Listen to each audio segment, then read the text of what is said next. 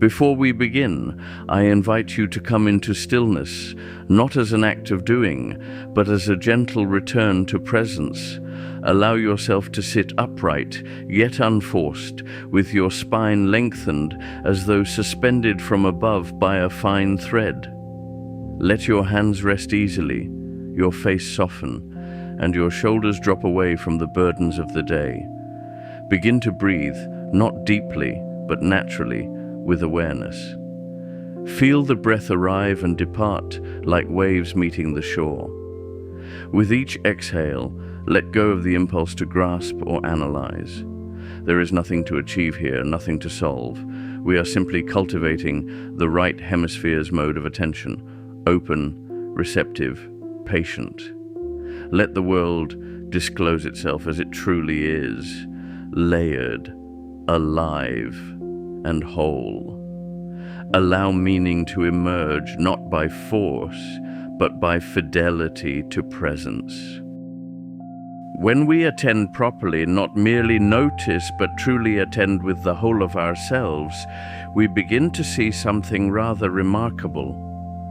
That trust and love are not abstractions, nor are they mere sentiments, but deeply embodied ways of being in the world.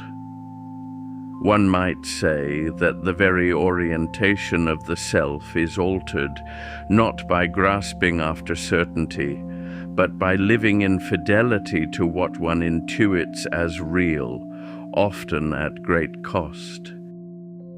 And it's precisely because we are relational creatures, indeed participants in a vast, coherent reality, that we become vessels of gratitude when we witness this fidelity in others.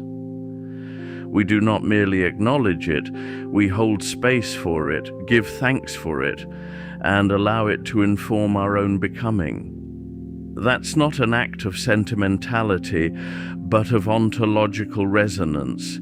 It's a recognition that the unfolding of another is bound up with our own. What we call wisdom, then, is not simply the accumulation of knowledge, something the left hemisphere tends to favor in isolation, but an emergent quality of deep seeing, of revelation that arises when we open ourselves to the world rather than attempt to dissect it. It is a capacity that requires the presence of the right hemisphere, a kind of receptive attention that allows disclosure rather than control. This is not knowledge in the form of propositions. It is the kind of knowing that draws one forward in love and fidelity toward a telos, a pattern of return, of integration, of wholeness. And such knowing is not static, it is constantly unfolding, just as the world itself is not a fixed object, but a process in motion. To have the eyes of one's understanding enlightened is not a metaphorical flourish, it is a neurophenomenological necessity. When perception is shaped solely by utility and immediacy, hallmarks of the left hemisphere, we lose sight of what is most real. But when perception is reintegrated with the broader context, with the felt sense of connectedness to the whole, then we begin to see clearly. The veils fall, and we perceive not just the world, but our place within it. Hope, properly understood, is not optimism. It is a disposition, a kind of quiet confidence in the shape of things, even when the form is not yet fully visible. It arises when we align ourselves with what is most enduring, most life-giving, and most true. And it is in this alignment that we come into contact with a vitality, a potency that is not our own, but in which we participate. Such power is not coercive. It does not dominate. Rather, it is the creative potency of life itself, animating, sustaining, inviting. It flows through us to the extent that we surrender the need to possess it. It is there, in every moment, waiting for our consent.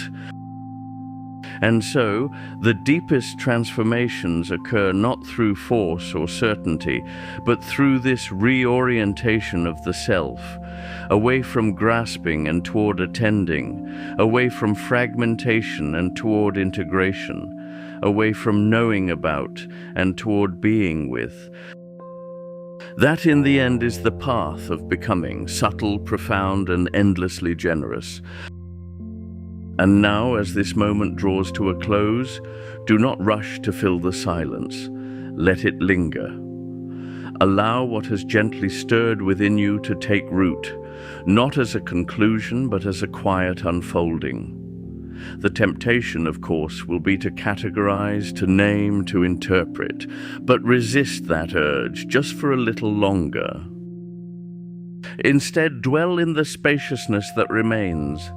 It is in this space, unguarded, ungrasping, that the most essential truths are free to emerge. As you carry yourself back into the world, let this posture of receptivity remain.